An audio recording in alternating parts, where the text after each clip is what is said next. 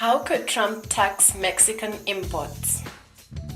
The new US administration has advanced the idea of taxing the Mexican imports as a way to pay for the US Great Wall. How could they possibly follow through on this proposal? If they don't want to simply scrap their membership in the World Trade Organization, WTO, the new administration has only limited ways of doing it. It cannot be directed only against Mexican imports. It cannot be a customs duty of that size. It cannot be something directed against all products. What are the available avenues to do this? The US is one of the few countries in the world which has not yet adopted the value-added tax mechanism, VAT. And this is the reason why the proposal is not as crazy as it appeared when reading the first news about it. It might be realistic, even within the WTO rules. These rules permit the exemption of exports and the taxation of imports under VAT. In this first section, we will see what happens when there is a change of the whole tax regime.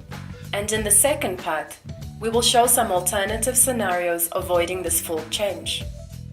As a mechanism of taxation, VAT is relatively new. It was created in France in the 50s and has since expanded to 135 out of 172 countries. History shows that once implemented, countries are happy applying increased levels of VAT over the years, making progressively more use of the advantages of this tax regime. In its simplest form, each enterprise adds a uniform rate of VAT over its sales and discounts the VAT paid in its inputs. It is simple, easy to control, has disincentives to evasion, and produces a lot of useful information for the tax administrations. Although the real world is a lot more complex, with exemptions, differential rates, and convoluted relations to the income tax, we will stick to the simple version for the sake of having a clear exposition. Compared to a sales tax, and talking only about the domestic market, for the final consumer there is no difference. In both cases, the consumer pays a rate of, say, 20% and has no means of distinguishing one regime from the other. For enterprises, even if the taxation level is kept unchanged, the information given to the tax administration will make the difference.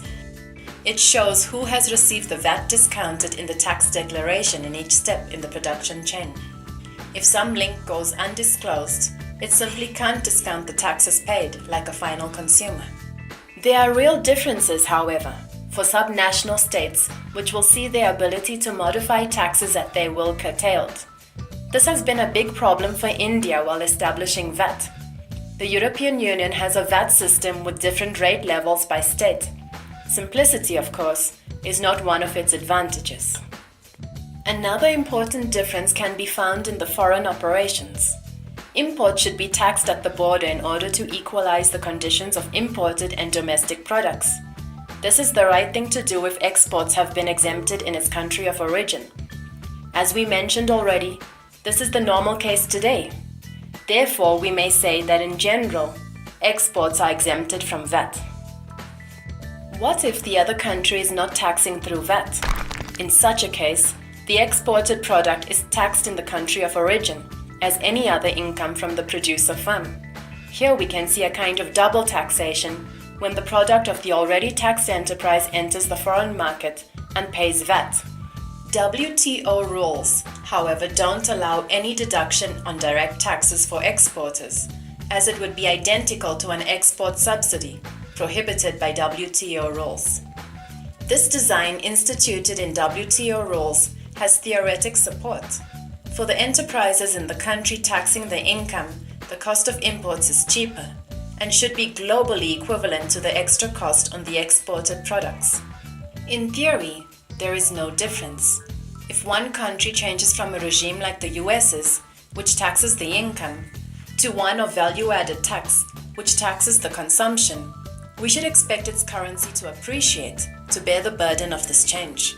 Initially, there would be a push for exports and a disincentive to imports, requiring an appreciation in the exchange rate to re-establish the balance.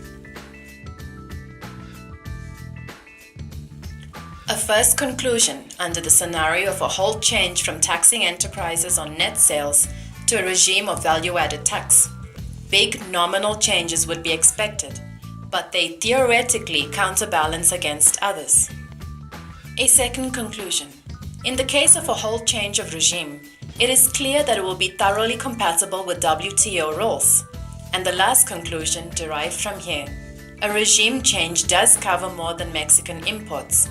It shall apply to all countries, at least all WTO countries.